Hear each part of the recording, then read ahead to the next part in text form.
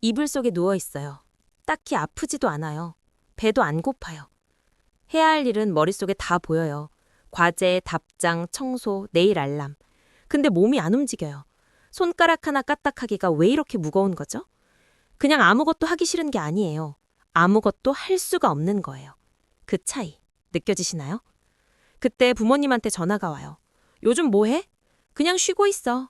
쉬긴 뭘 쉬어. 네 나이 때 나는 공장 다녔다.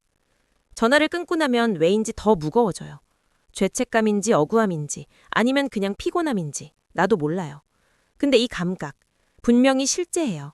그리고 이건 게으름이 아니에요. 오늘 그 정체를 파헤쳐 볼게요. 많은 어른들이 말해요. 요즘 애들은 나약하다고. 우리 때는 먹고 살기 바빠서 번아웃이고 뭐고 없었다고. 이 말 반은 맞아요. 그 세대가 겪은 육체적 고통과 생존 압박은 진짜였고 절대 가볍지 않아요. 근데 딱 반만 맞아요. 번아웃이라는 단어가 심리학 용어로 처음 등장한 건 1974년이에요. 미국의 심리학자 허버트 프로이덴버거가 과로한 자원봉사자들을 관찰하면서 처음 사용한 개념이에요. 그리고 2019년 세계보건기구 WHO는 번아웃을 단순한 스트레스 상태가 아닌 공식 직업 관련 현상으로 국제질병물류 ICD-11에 등재했어요. 다시 말해서 번아웃은 의학적으로 실제하는 상태예요. 게으름도 핑계도 의지력 부족도 아닌. 그런데 왜 유독 지금의 20대가 더 취약할까요? 그게 오늘의 진짜 이야기예요. 자, 이제 뇌 얘기를 해볼게요. 우리 뇌에는 전전두엽이라는 부위가 있어요. 계획 세우고 감정 조절하고 의사 결정하는, 쉽게 말해 이성의 사령부예요. 그런데 만성적인 스트레스에 노출되면 스트레스 호르몬인 코르티솔이 과다 분비되면서 이 전전두엽의 기능을 실질적으로 억제해요. 이건 상상이 아니에요. 신경과학 연구들에 따르면 만성 스트레스는 전전두엽 내 신경세포 수상돌기를 실제로 위축시킬 수 있어요.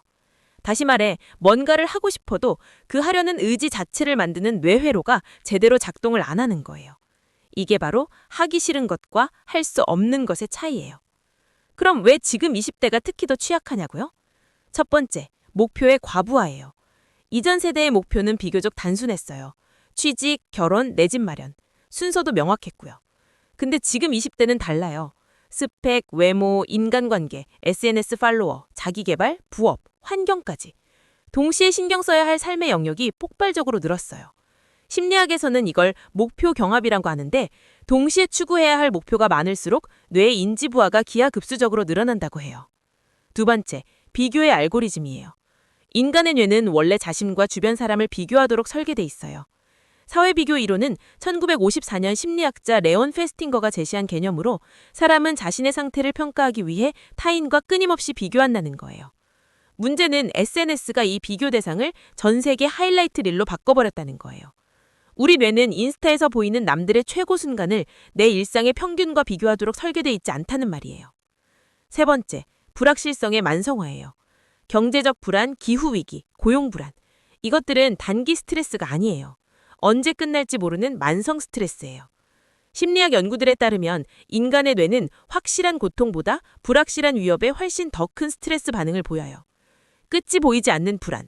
지금 20대가 살아가는 배경이에요. 근데 여기서 정말 중요한 게 있어요. 번아웃이 무서운 이유는 그게 오는지 모른다는 거예요. 번아웃은 갑자기 쓰러지는 게 아니에요. 천천히, 아주 천천히 와요. 처음에는 그냥 피곤한 거예요. 그 다음엔 의욕이 없어요. 그 다음엔 좋아하던 것도 재미없어요.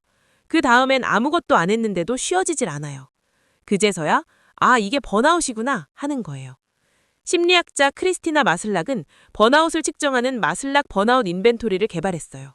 이 도구는 현재까지 번아웃 연구에서 가장 널리 사용되는 측정 도구 중 하나예요.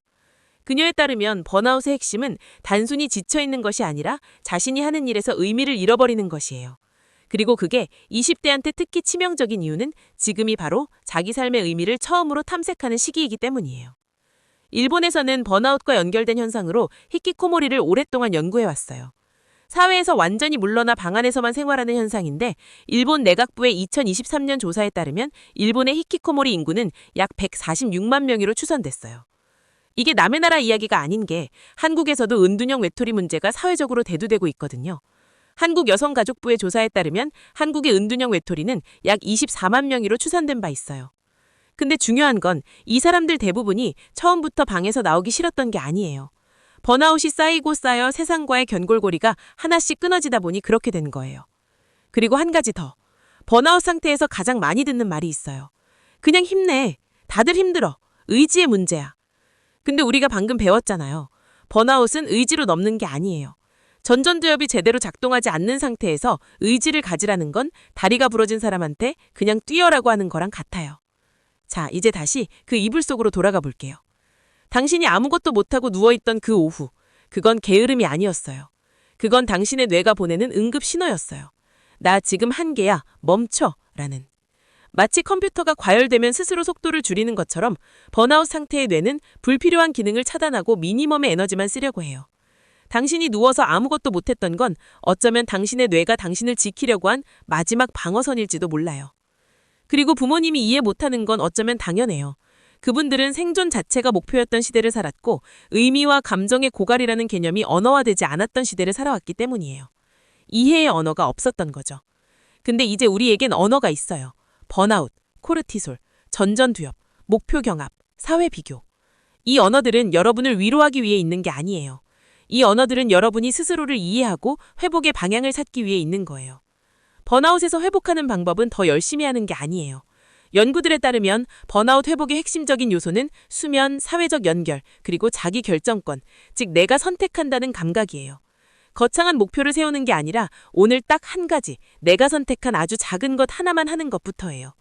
이불을 걷고 창문을 여는 것, 그걸로 충분한 날이 있어요. 오늘 이불 속에 있었던 분, 아직 거기 있어도 괜찮아요. 당신의 뇌는 지금 할 수 있는 만큼 하고 있는 거니까요. 다만 오늘 하루, 딱 한 가지, 내가 선택한 아주 작은 것 하나만 해보세요. 그게 회복의 시작이에요. 지금까지 세상 모든 것의 기원, 유레카였습니다.